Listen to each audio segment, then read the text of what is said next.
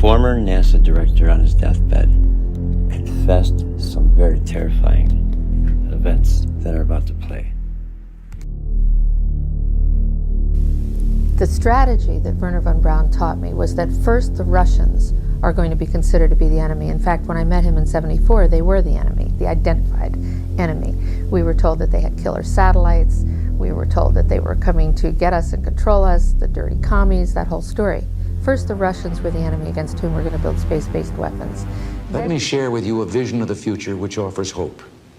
It is that we embark on a program to counter the awesome Soviet missile threat with measures that are defensive.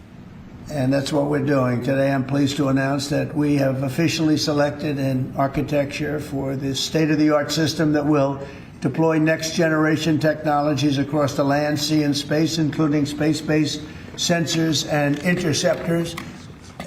Let us turn to the very strengths in technology that spawned our great industrial base. Weapons. Then terrorists would be identified, and that was soon to follow. We heard a lot about terrorism. Then we were going to identify third world country crazies. We now call them nations of concern. If they do that, you have a choice of doing anything you want, okay? If they fly in a dangerous position, I would say that you can, you or your captains can make the decision as to what they want to do, all right? Sure. Sir, how close did they get, Mr. President? You said they didn't go over. Say it? How close did they get? You said the planes did not. Well, I don't want to talk about that, but if they do put us in a dangerous position, they'll be shut down.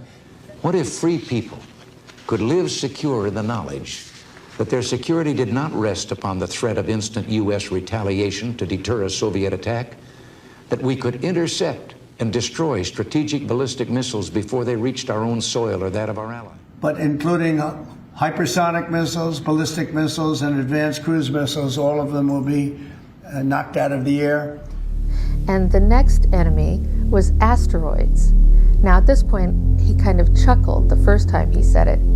Asteroids, against asteroids, we're going to build space-based weapons. So it was funny then. Of those predicting World War III, nearly 2/3 expected nuclear weapons will be used. 2 out of 3 of them foresee such a conflict playing out in space as well. We will truly be completing the job that President Reagan started 40 years ago, forever ending the missile threat to the American homeland, and the success rate is very close to 100%, which is incredible when you think of it. You're shooting bullets out of the air. And the funniest one of all was against what he called aliens, extraterrestrials. That would be the final card.